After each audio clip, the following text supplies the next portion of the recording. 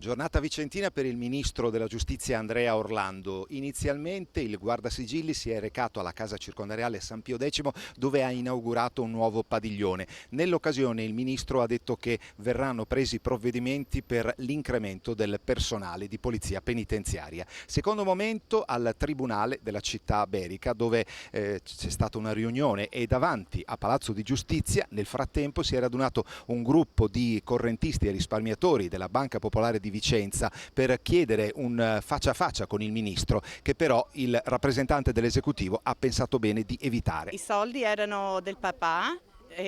già socio diciamo della Popolare di Castelfranco Veneto degli anni 70, fine 70-80. Una parte erano suoi e mia mamma ha continuato a mettere i suoi risparmi in questa banca popolare che era una banca del territorio, l'unica in un paese di 2000 abitanti.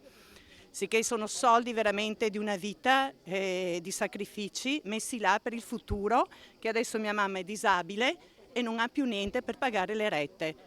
perché questa Gentaglia ha venduto anche tutti gli altri risparmi, tenendo solo le azioni. Pomeriggio visita alla sede dell'Ordine degli Avvocati dove abbiamo chiesto al ministro Orlando una valutazione sulla proposta del governatore del Veneto Zaia di creare una task force di magistrati per indagare su Banca Popolare Vicentina e Veneto Banca. Come organizzare gli uffici lo devono decidere i capi degli uffici, quindi credo che questo sia un tema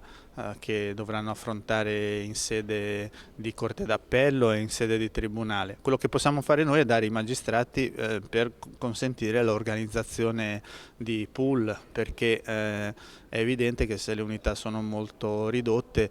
i magistrati si devono occupare di tutto, mentre invece se c'è un numero più consistente ci può essere un grado di specializzazione sia sul fronte delle indagini sia sul fronte della magistratura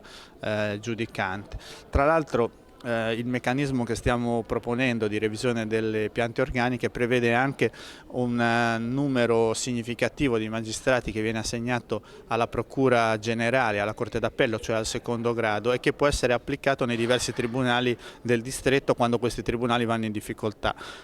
Quindi ci sono tutti i presupposti perché ci sia, tra virgolette, una task force, ma non dobbiamo essere io né Zaia a decidere come si fa, devono essere i magistrati che devono avere gli strumenti per poterla fare laddove sia necessario e oggettivamente se mi si chiede una valutazione credo che in questo caso sia necessario.